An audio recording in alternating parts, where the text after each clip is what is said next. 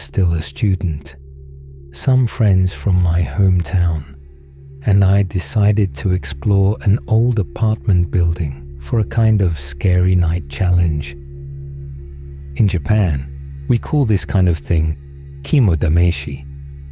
It's a game often played on summer nights, where people test their courage by visiting creepy places like abandoned houses or old shrines. The point is to see who gets scared the least. It all started when Kenta suddenly said, "There's a room in that building.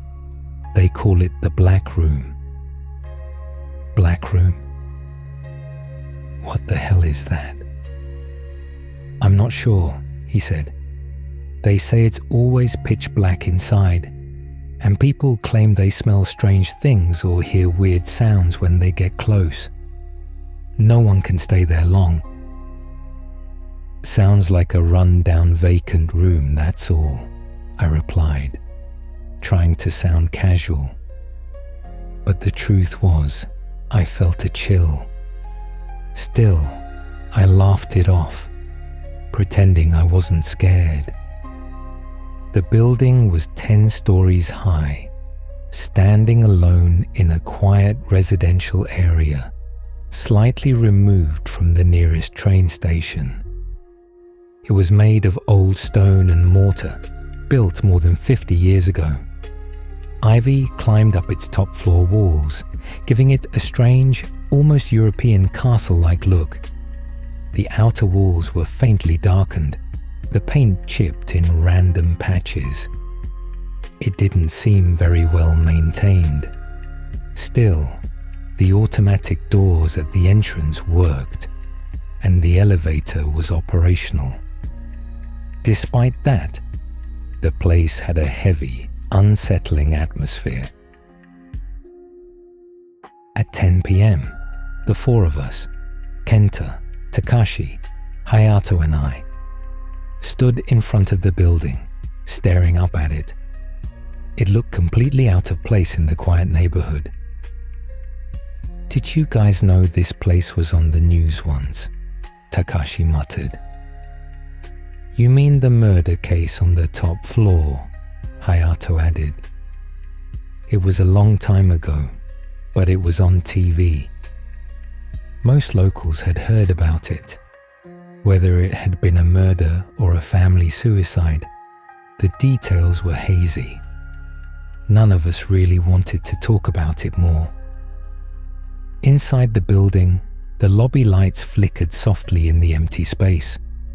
We tried to avoid being seen by any residents, but even from outside, it was clear not many people lived there. Most windows were dark. We pressed the elevator button, and the doors opened immediately.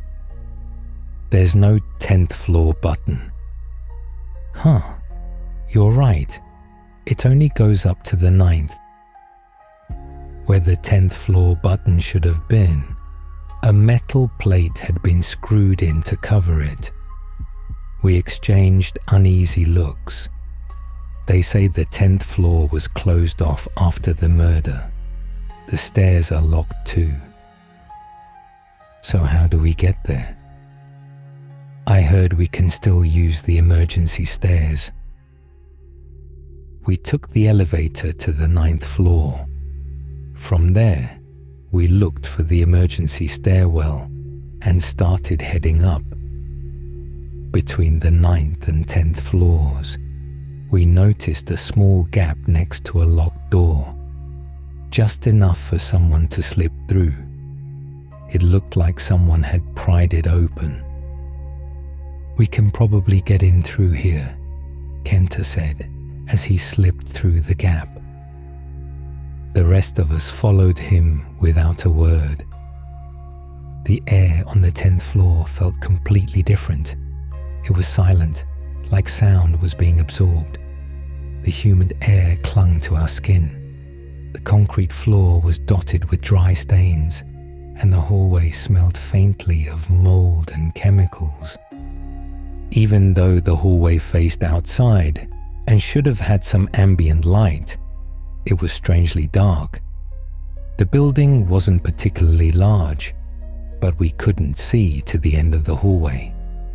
The room in question was at the very end. Its door was different, faded paint and "Do Not Enter" scrawled across it in red spray paint. Unlike the others, this door gave off a strange, ominous vibe. We hesitated in front of it. Then, Kenta reached for the doorknob without a word. He slowly turned it.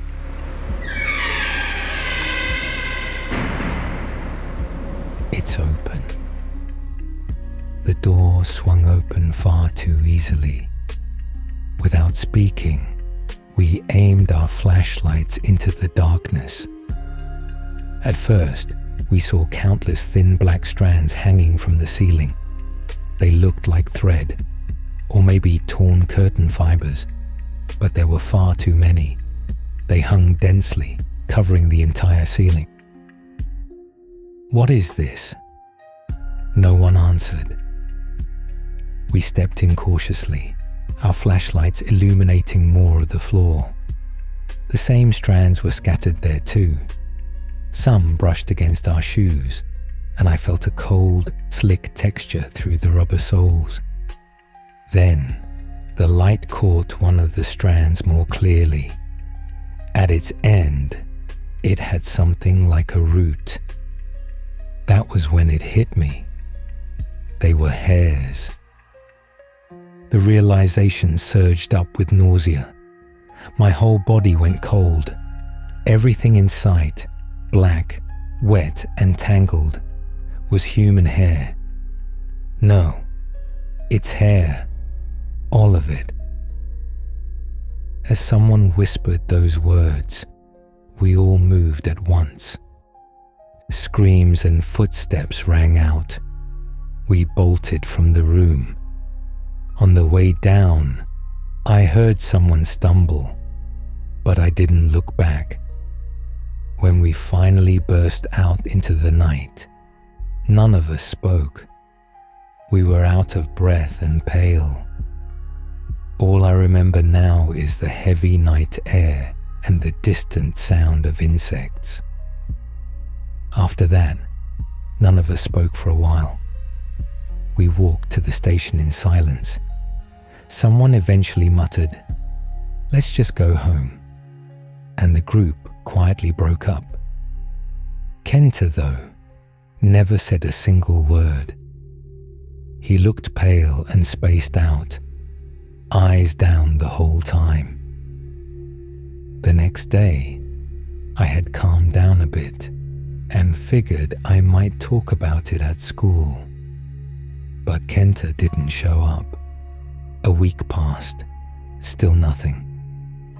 We went to his house, worried, but his family only said, "He can't meet anyone right now," looking genuinely sorry. He never came back. One day, we heard he had transferred schools. There was no goodbye. Months passed. One evening after school, Hayato quietly spoke up. The night before he transferred, I went to the convenience store. On the way back, I passed the park. There was someone sitting on a bench under a streetlight.